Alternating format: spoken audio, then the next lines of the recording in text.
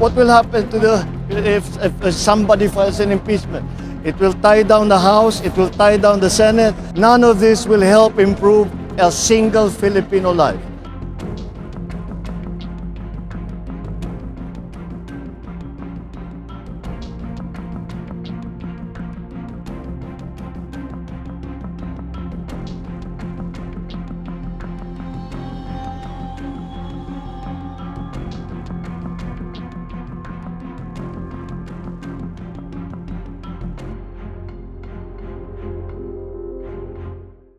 O 7 a.m. Wala pa akong naririnig, wala pa akong, hindi naman namin pwedeng basta na lang upuan. So, tingnan na lang natin kung syempre pakikinggan din naman natin yung ifa-file nila. But as of today, again, 11:07, wala pa. Wala pa akong alam personally. I think sila din, wala. We listen and we respect the opinion of the President. Of course, he's coming from a different place po, no, as the executive. But we have to take note, the executive branch is different from the legislative branch. And we know naman from his statement, it's actually a plea. No, it's advice. He's not really trying to tell the legislative what to do. But given that we are the legislative and this is a constitutional mandate po, no, nasa constitution natin yung process of impeachment, I think we are duty-bound to not really entertain, but to hear out if there are any impeachment complaints filed. Although, tama po si Congresswoman Zamora, we have yet to hear of any impeachment complaint, but should it be filed, we have to give it due process in the sense that we'll hear it out, check the merits. But of course, given what the President of the Constitution, as part of the legislative branch. So, sir, Mr. Ma'am, just because President Marcos sent that message, hindi ibig sabihin no na mag-slow down yung House of Representatives with its investigation on the Vice President as well as the past administration doon sa mga Quadcom hearings? I think just to answer po, no, we have to make a distinction. Our Quadcom hearings and the good government hearings are not in any way related to impeachment. Although there are people who would have that opinion na yung lumalabas dito sa mga hearings ito would be a ground, that would be a separate thing. We have our different agenda for the different committees, and we are still pursuing the functions of the committee. Separate naman po yun. But if, however, some people would find basis to file any complaint based on what they found there, then that's something that would be a separate procedure altogether po. In addition to that, I think what we're doing at the Quadcom is really to strengthen standards, no? How we can account public funds that are being spent, no? According to joint circular, kasi ngayon we're talking about the joint circular memorandum. So we're looking at that and to pass legislations. This is entirely in aid of legislation. So tama nga yung sinabi ni Kong Rog, this has nothing to do with a possible impeachment complaint, no? So kailangan ma-separate. We have to, the term is compartmentalize the issue. Lang po yung questions ko from my end. Maraming salamat po. Thank you. Thank you, Dwight. Before I call the next reporter to ask question, I would like to acknowledge the presence of Assistant Majority Leader J. Kung Sambales, sir. Thank you for joining us today. And if you want, you can also join the table. Sandro Chona from Billionario TV, you're recognized.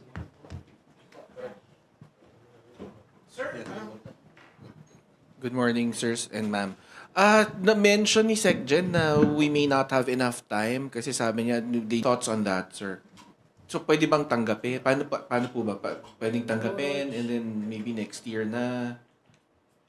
Here, this would be our first to entertain that. But if that is his opinion, then I think that should be, it has some weight naman. Na lang. Pwedeng next year na lang po. Well, I think the Secretary General is speaking on the practicality of time. He wasn't really saying about the acceptance or receiving any complaint. So, kung 10 days siya, if that's according to the rules, how many days are left before we call for a break? No? 10 days. 9 session days. So I guess the Secretary General is well informed about the rules. So probably. Thank you. Bibian Gulia from abs-cbn.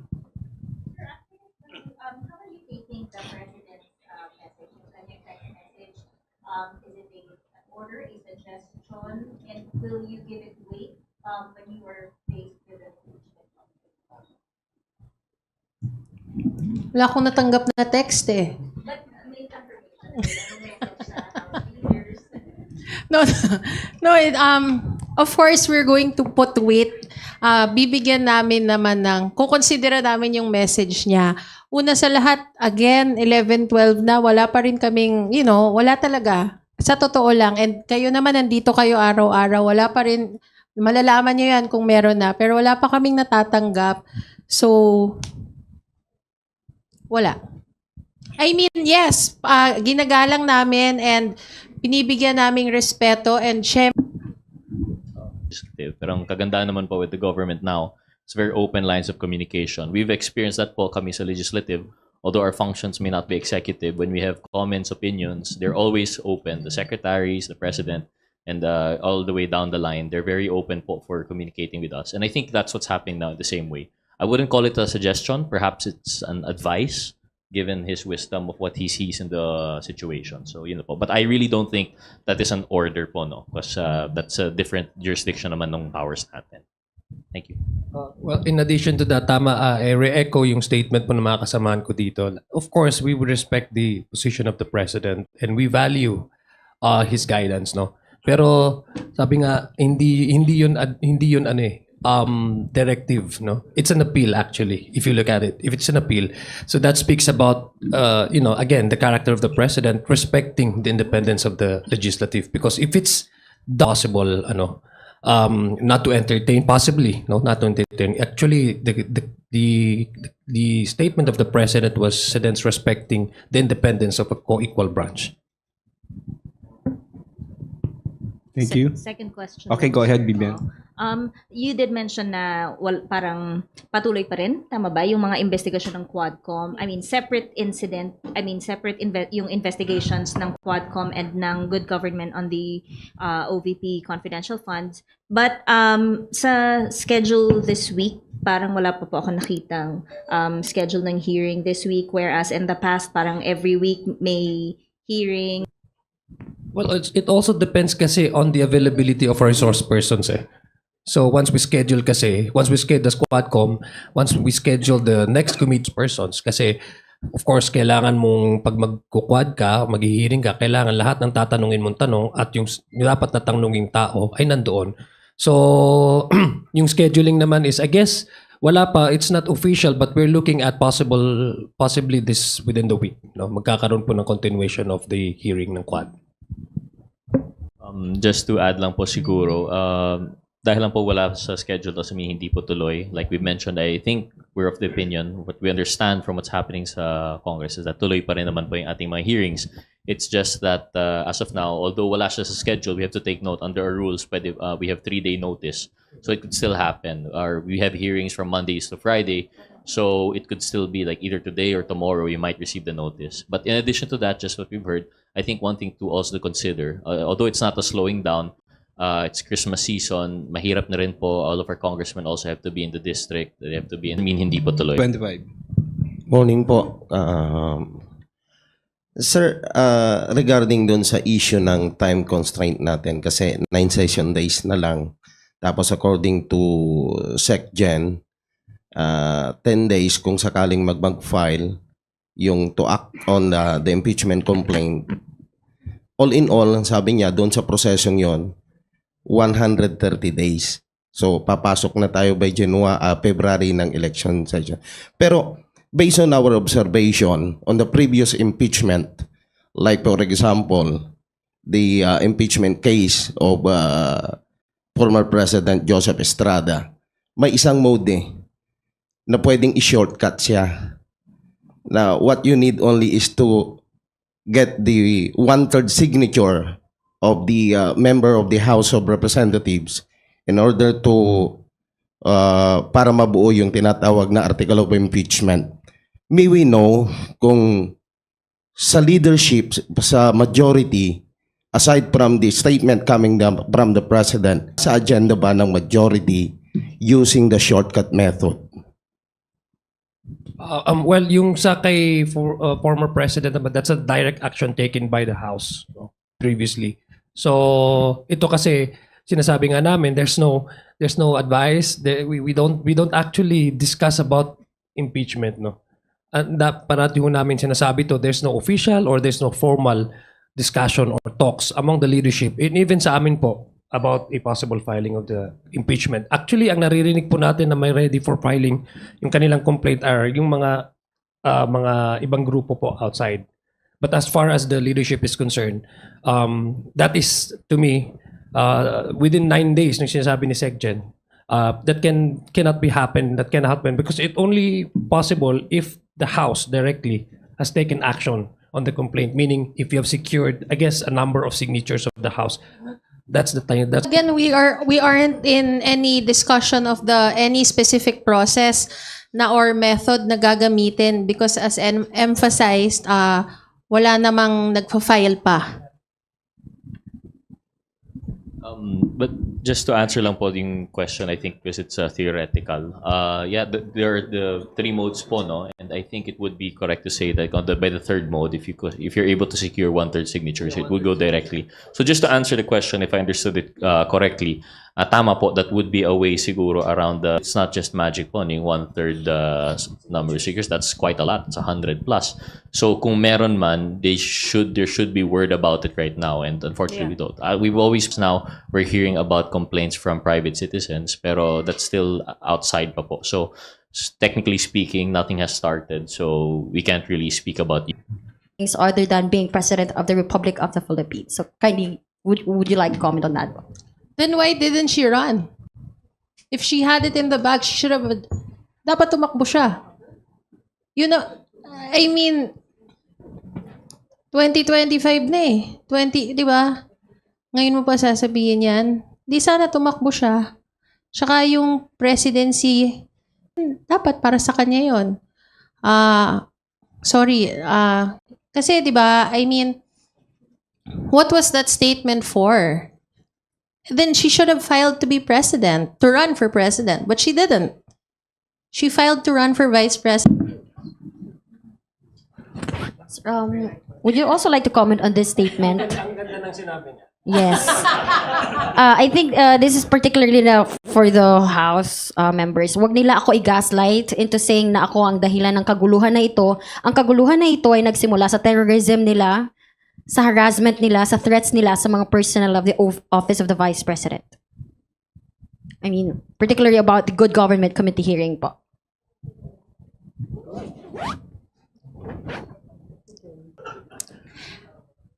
To put it quite frankly, hindi naman, of Congressman Valeriano, and in the course of those hearings, ang daming lumabas.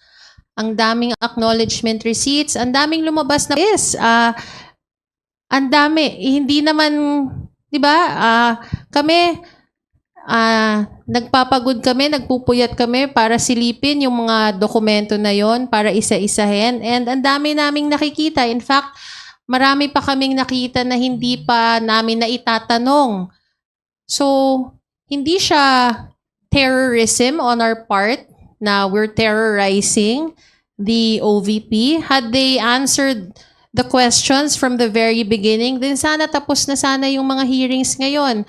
Ang problema, they spent so much time not attending the hearings, and now that they are attending, di ba? So, kung sana nung umpisa pa lang pumunta na sila, then sana tapos na, nasagot na sana nila. Yun lang. Uy, sumagot ka. Well, ganito kasi Maria, no? We're actually promote what we're trying to exercise here is the mandate of this office. I mean, the mandate of the legislature. The only way for us to really find out is to hold these inquiries, no? And to hold anybody accountable. Yun lang man talaga yung pinaka gusto natin mangyari in aid of legislation. Tama po yung sinabi ni Kong Pami na we are not pinpointing directed to the office which he occupies right now, which the Vice President occupies right now. Hindi naman ho natin kasalanan yun, di ba? Sabi nga ni Pami Tadhana, nagkataon po nang naging Vice President siya. So number one, the issue is there. There are so many questions that up to now have not fully answered. There are so many questions and the manner by which these confidential funds were spent. There are questionable ARs to a point that there was a deliberate this a deliberate refusal to attend to a point of sa palagay ho namin sa committee, it's an attempt to that can rectify these wrongs. So ganun lang po. I think we should focus on the issue and not to dwell on and to promote transparency. Of TV5. I think the two quotes mentioned were interrelated in the sense na nadidisping issue. She's answering the issue by bringing up politics, yung presidency. But I think what we have to note here is that this issue goes way back po, no? Before the Good Government Committee and before people were talking about dahil po ito ay in relation to the presidency, whether 2022 or 2028, we had questions na po. And this started with no other than yung sa budget hearings natin, which was the question is really how the budget was, although it had its corresponding slash in the budget, it's not sufficient po. And kaya nga po pumasok yung good government. So to answer the issue by saying po that this is related to man or if it's about the future presidency, we have to set it aside because what we're talking about here is yung accountability doon sa expenditure of the confidential funds. And it just goes to show, it goes back to that po, no? We've had this question during the budget, we've had it near the committee hearings, and we will continue to have it until we answer our questions during the budget. Baka tapos na po yung we wouldn't have had to come to that committee hearing. So I think that's where we're coming from. This is a mandate constitution, power of the purse, together with oversight. Yun lang naman po yung inatupag po namin dito. Yan lang. Thank you. So medyo nakakapanibago kasi wala pa po sa calendar natin any good government or quad committee hearing. May effect po ba yung impact, yung message ni PBBM with that? May ceasefire ba? Yung sa good government, we were supposed to meet Friday. I remember ako yun, I actually called the chairman na nabanggit nga ng ating vice president na she was going to skip the NBI, yung patawag ng NBI dahil kailangan niyang pumunta sa hearing. Actually, dapat nung Friday nag-hearing tayo. And then, for sure naman, within the day or tomorrow, maglalabas kami ng schedule. Kasi in the first place, we're not in war with anybody. We are not doing this against anybody. We are actually doing our job. There's a question of accountability. There's the issue on upholding transparency in government affairs. Ito po ay mandato ng legislatura. Ito po ay binigay ng Constitution na dapat, hindi lang mandato, it's an obligation and responsibility. So I don't see why some people look at this as something na giyera. So to me, hindi ho ceasefire. We just do our job. We'll continue to do our job.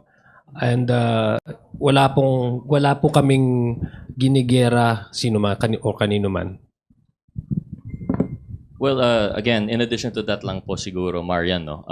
Binanggit po earlier, it's related to an earlier question. And I think regardless po no, of yung ceasefire na sinasabi kung meron man, it's really a matter of consideration for the committee na baka po yung resource persons are still gathering, availability of the congressmen. We've seen as early as Friday last week, as according to Congresswoman Zamora, we were supposed to have a hearing. So tuloy-tuloy naman po talaga. It's just these considerations. But just parang sinasabi, it's an intentional move to cause harm of sorts in parang gera. Like have always been calling, we've always been saying earlier, let's set aside politics po. We're just doing our job here. We're talking about transparency and accountability. So dun lang naman po yung issue natin. Whether or not the scheduling has a problem, I think that's separate naman po. But I do believe from our understanding, tuloy pa rin po yung Quadcom and good government. Okay na, Thank you, Marian. Thank you. Melalis Moras from PTB4.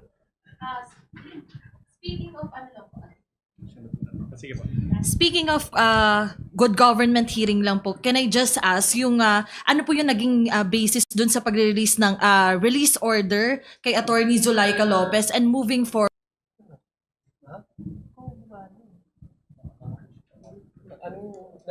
Yung nung weekend, nung Sabado po kasi nag-release na yung House Committee on Good Government ng release order kay Attorney Zulaika Lopez. Paano po tayo na lang po natin dun sa order and moving forward, yun po, nag-commit po ba si Attorney Zulaika sa committee na haharap pa rin siya sa mga susunod na pagdinig? Ang alam ko kasi yung maximum na penalty for the contempt is actually 5 days. No, it was extended for 5 days. And number two, the consideration also is that yung medical condition ni Attorney Zulaika, she was admitted at the Veterans Medical Center, and prior to yung pag-discharge sa kanya, I think Secretary General ang SAA communicated with the doctor, the physician attending Attorney Zulaika. And the decision of the committee was to release her based on the number of days that she was cited under contempt, no, for a detention. So yun po yung naging consideration. Remember, yung detention niya she was supposed to be transferred to correctional, but due to medical issues, the committee decided to allow her to be admitted at the Veterans Medical Center. But sinabi naman po niya, I guess yung sa sulat niya, sinabi niya she will cooperate should the committee continue on hearing the case of the OVP, DepEd. OVP ba? And DepEd confidential funds. Nag-assure naman siya na she'll be attending the next committee hearings. Opo. So next hearing, Kong Zia, expected natin na harap si Attorney Zulaika Lopez as well as yung 4 na naka-firm. Yes, if there's no medical problem or immediate medical attention that she might need, I guess there's no reason for her not to attend. Sorry, baka lang po may info din kayo. Si Mark Taguba po ay pinayagan na ng Bureau of Corrections na manatili nga dito sa House. Ano po yung magiging process doon if we have info? Hanggang kailan po kaya dito siya dito mag-stay? And ano po ba yung process pagka convicted yung nasa mas mahigpit po ba yung security? Kung meron lang po tayong info about it. Merong request for transfer. Yeah. Yes. Si Mark Taguba kasi during our last hearing, ito si George can also say something about the request.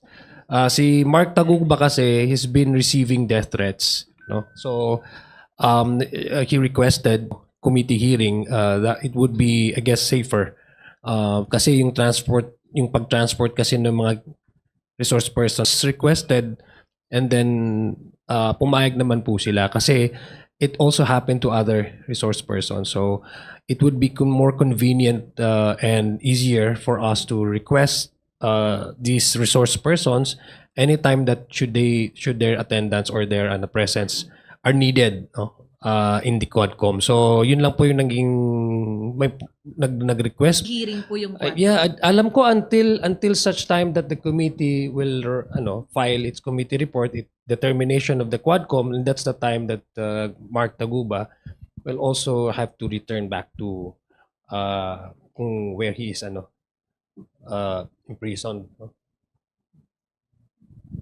Thank you po. Hello. Morning, Kongs. I'm Chino from GMA7. I'd just like to ask, while it's clear that yung work of the Quadcom and the other committees on investigating the alleged irregularities may or may not lead to safeguard against someone that might actually stymie the impeachment process by filing a defective complaint. May mga ganun ba kayong pag-uusap na, somebody just file a defective complaint and then it'll be barred for, I think, a year, pagkatapos ton, diba? So is there safeguards or are there talks about that? Sorry, sir, I won't be able to talk about safeguard. Well, for one, I don't think it's been discussed. If there have been discussions on safeguards regarding that issue, probably beyond our circles. Kami po, we're just members here. But from a pending complaint for impeachment, either of the 3 modes, I think if it is defective, the 3rd mode would be eliminated right away because I don't think 1/3 of the House would vote on that and promote that. But for a defective impeachment complaint to have been filed and to be endorsed by a congressman or congresswoman in either of the that defective complaint, I think these 2 would still have to go through the Justice Committee. And I think that's where they would thresh out the defective complaint. But whether that would trigger the 1-year ban under the Constitution, I'm not too familiar. But I think that's the safeguard in the rules, is that it would be... Sirs, ma'am. Kuha lang po kami ng reaction dun po sa hinihiling na investigation sa NBI ni Kong Barbers dun sa mga vloggers na yung organized vloggers na nagkakalat daw ng maling impormasyon. Kong J.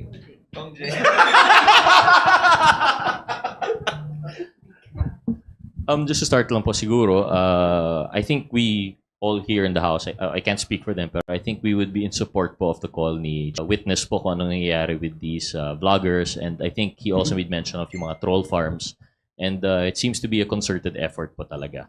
While freedom of speech is protected right under our Constitution, it has to be tempered rin po with responsible practice and use, and in fact, it is penalized under libel or slander. Well, libel mostly in relation to printed and published media. There's that safeguard. So I think what Chairman Barbers is asking for isn't anything new. It's that he is asking for assistance given the Congress and social media. You have questions of jurisdiction. You have questions of cyberspace, the issue of anonymity. Yun po yung nakakatakot po dito. We have congressmen and congresswomen who, whether or not it is related to their function, have been receiving threats. They've been receiving anonymous messages, either death threats or threats to their families. And it should be something that no one should be subjected to. Free speech is one thing, but to rely on character assassination is a totally different issue. And I think Chairman Barbers was just speaking up for and we are hoping that the DOJ would help us. Kasi po, if it is proven talaga that these sophisticated schemes are being employed to really target congressmen, congresswomen, not for their personal gain, but for that political purpose, then it must be something that should be acted on po talaga. Opinions and position Kasi that's what democracy is all about. We have to enjoy, we have to celebrate the diverse opinions, no? Yung diversity, because that's actually is fuel to keep democracy running. But unfortunately, in this kind of online landscape, we've seen troll farms, we've seen bloggers, hindi ko naman nila lahat, no? Who are up for grabs, no? Sometimes they're being used by political propaganda to malign, discredit a certain perceived. It counters the very foundation of democracy, because how can you have a populace with informed decision kung ang binibigay mo sa kanila ay puro mali, fake, and disinformation?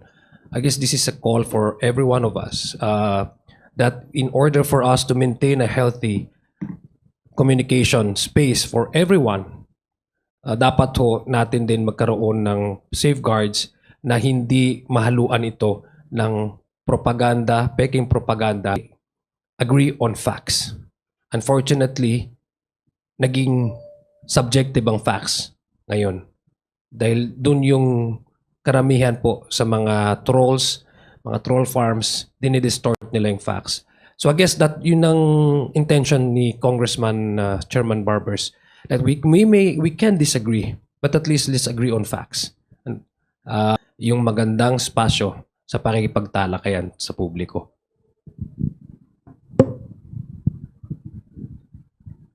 Okay. Next question from Billy Vegas, Avanti Politico. Mabulo ko lang po, meron pong sinabi si Sara.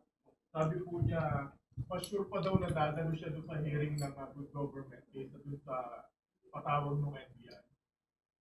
Reaction. We look forward to it. I think if you remember, meron po tayo sanang good government BI subpoena set on the same date. Because at the time that the cancellation, we found out po that the VP was using the good government committee as a reason po not to attend. Na this would be the first, and bago pa lang yung issue of NBI, it might concern national security. Nag-give in layman's terms, nag-giveaway po yung committee. Ngunit hindi po nag-attend yung ating Vice President. So again, we see it now. There's the commitment at least to attend good government, but she is giving the condition na baka hindi po sa NBI. I don't understand po siguro, di ko po naintindihan siguro kung bakit it would be. I hope that if there's anything, I hope yun po yung gawin po niya. Thank you. Okay, last question. Hingi lang po sana ng reaction doon sa sinabi ng some political analyst that the president will be seen as a weak leader if the impeachment for if VP Sara will not be subjected to impeachment po.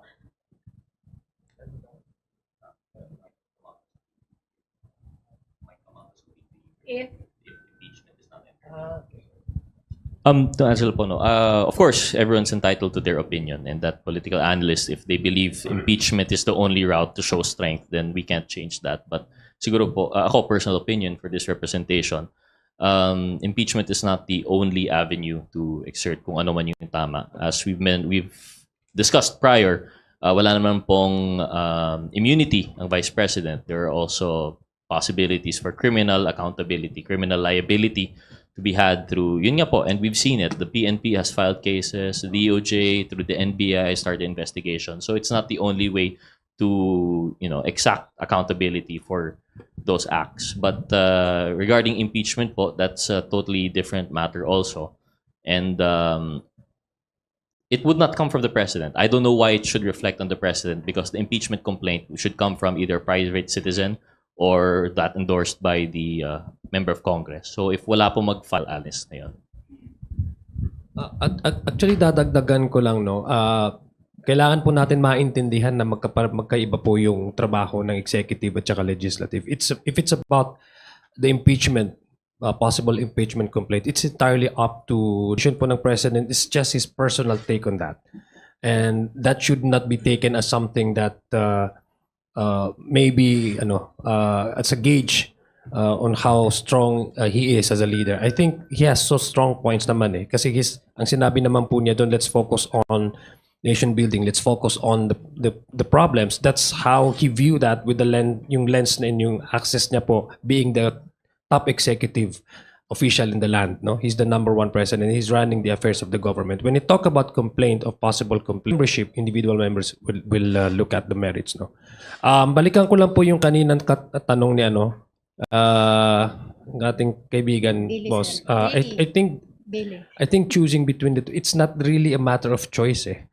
It's actually I think it's proper, and it's how a official respect the rule of law, and the demands of these cases filed before the NBI really a choice between which does you favor, and if we talk about transparency and accountability, it is demanded of her to put urgency on these two venues for her to really explain, air her own position on the allegation that were thrown at her and her office. No, so are you in favor of next Congress, sir? Are you in favor of impeachment? Impeachment. Ikaw daw, Congress. Kayo sir lahat. wala pa naman pong hinahain na impeachment complaint. So I think it's preemptive na sumagot sa ganung mga katanungan. Kung meron na pong impeachment complaint, depende mo po sa substance, yung merits ng complaint na yon. Impeachment to a political exercise. It's whether you are for or against the person. But I hope we don't forget the fact that an impeachment is based on grounds. This is not on personality. It is about the facts that attend the facts and circumstances surrounding po an alleged violation. So we're talking about graft and corruption. Rightly so, as mentioned by Congressman Adyong, kung wala pong inihain pa na complaint, how can we base po, how to... Thank you. To our honorable guest, kindly proceed with your short opening, closing remarks, rather. Nagpapasalamat kami sa inyong mga katanungan. I mean, for sure naman, this week will be a colorful week, and the next 2 weeks ahead. Andito lang naman kami to always answer your questions. So maraming salamat. Sa ngalan po ng aming lead, for this opportunity, we hope we're able to answer your questions. Thank you po. Good morning. Thank you. Kung siya. Marami pong salamat, at maraming salamat po sa kay aming DML. Sana po ay naliwanagan namin ang inyong mga katanungan. Sa muli po, to Adyong, Representative Bronze Gutierrez of One Rider Party List, and of course to Assistant Majority Leader Jay Kong Hun, the roadshow manager of Young Guns for Today. To everyone, maraming salamat po ulit. Thank you.